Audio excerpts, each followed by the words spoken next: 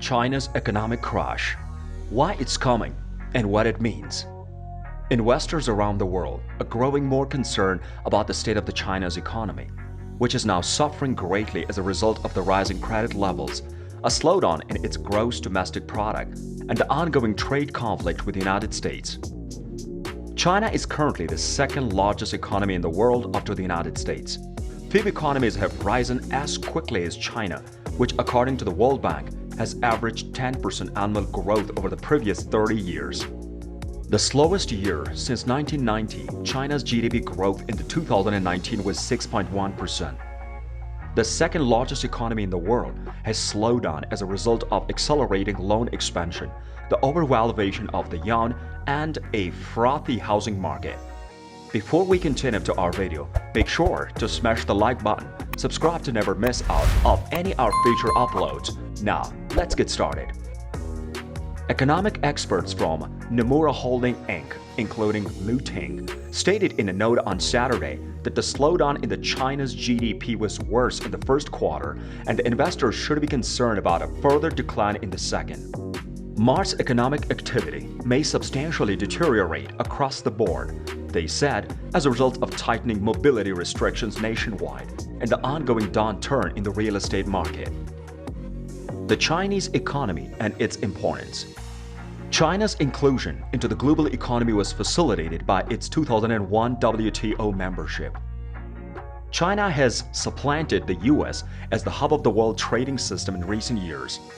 Large multinational corporations with manufacturing operations in China include Apple and Tesla. In terms of exports to the world, China's contribution increased fourfold from 4% to 15% last year. On the other hand, the percentage decreased in the US. In one more area, China surpasses the US. In terms of the purchasing power parity criteria, it has risen to the top of the global economic rankings. The China economy crash and its reasons. This week, Beijing reduced interest rates to increase demand after the economy was shaken by its zero-COVID policy and a real estate meltdown. While China's problems will harm global growth, they may also contribute to lower inflation. Many analysts are expecting that China will once again save the world as the growth of the major global economies slows due to high inflation, which is made worse by the conflict in the Ukraine. However, this is unlike 2008, when Western nations recovered from the financial crisis far more quickly thanks to China's then rapidly expanding economy and a massive stimulus program launched by the Beijing government. China's economic problems are severe this time. Chinese policymakers are reluctant to change the harsh policies at this time for fear of sparkling a more serious catastrophe. Number 1. China can't learn to live with the COVID. Compared to the rest of the world, China has not dealt with the COVID-19 as successfully. Therefore, if the virus were to suddenly sweep the nation, there would be economic turmoil, as China has refused to import the vaccines. They don't have a very developed healthcare system, and there's a lot of vaccine reluctance. There isn't any developed immunity according to Jacob Gunter. Even worse in the recent government crackdown on the real estate developer debts. Chinese buyers of unfinished apartments ceased making mortgage payments. In comparison to the zero-COVID policy, the property crash is the bigger problem, according to the Craig Botham. Lockdowns have proven that the economy can swiftly bounce back, but the harm caused by declining asset prices in a sector that accounts for 30% of the GDP is significantly more destructive. Local governments, banks, and households all have weak financial sheets. Number 2. Accelerating credit growth. Societe Generale economists Wei Yao and Claire Huang believe that the expansion of the credit was a major factor in China's economy's growth. The Chinese government implemented an accommodating monetary policy in an effort to transition from an investment-based to a consumption-based economy and buck a 25-year pattern of diminishing economic development.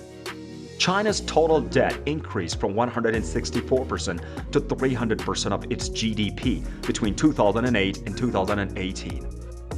China has tried to generate demand by lowering barriers to entry for foreign investors in order to reduce the amount of debt it has on hand. These initiatives have had limited success. In theory, demand from overseas investors ought to rise as bond markets open up. There hasn't been any evidence of increased investor interest in the Chinese bonds though. Number 3. Chinese crisis and the Indian economy. The Chinese financial crisis may both help and hurt the Indian economy. In the recent years, imports from China to India have increased. India mostly exports chemicals and mineral fuels. India, on the other hand, imports a lot of electrical machinery, electronic product, and other things. It goes without saying that the Indian trade sector would suffer from a collapse of the Chinese economy. However, every obstacle presents a chance to seize, and India may do so in this situation as well. When imports are expected to be impacted, India would be smart to look for imports from the other nations. In the near future, this will assist India in becoming less dependent on the Chinese imports. Additionally, this is a fantastic chance for India to promote itself as a center for global manufacturing. It will significantly increase employment in India. Number 4. Xi under pressure to boost demand. Following last week's front-page appeal for new pro-growth policies by a state-backed tabloid, pressure is already mounting on the China's leaders. Financial News quoted Wang Bin as saying that Beijing should increase its use of the stimulus to increase demand. Additional industrial regulations and actions for the real estate market were also recommended in the study. The impact of any future expansionary policies by Beijing is likely to be limited for the West, according to Botham. Unlike 2008, when China's 4 trillion yuan monetary stimulus helped to stabilize the global economy. China won't save the world economy in this cycle. That much is certain. There will be no new commodity supercycle led by China to astound the world. However, during the next 12 months, China will export disinflation and even deflation to the rest of the globe, which will help lower global inflation. Number 5. Chinese economic meltdown and the rest of the world. It would be inaccurate to claim that the IMF's revised growth predictions for the 2022 primarily affect China. The group reduced its 3.6% to 3.2% growth forecast for the global economy for 2022. The downturn in China and Russia is regarded as the main cause of this downward revision. The IMF also predicts that the Chinese crisis will have significant global repercussions. The globe has already experienced this scenario during the COVID-19 days, so if the supply of goods from China slows down, it could lead to higher consumer good prices everywhere. Overall, the slower global economy would have a negative effect on the financial markets. Number 6. China cuts while the world hikes rates. Just the contrary of what's occurring everywhere in the world, when nations are raising their rates, Gunter told DW. China has the opposite issues that we do in the US and Europe, and Chinese consumers are reluctant to spend out of concern that they would be placed in quarantine and left without a source of income. According to Botham, the latest rate decrees were unlikely to make any difference to economic development for 2 reasons. One is that there is no requirement to pass them on to the real economy. They will only have an immediate impact on the bank funding costs. CCP's response to the financial crisis.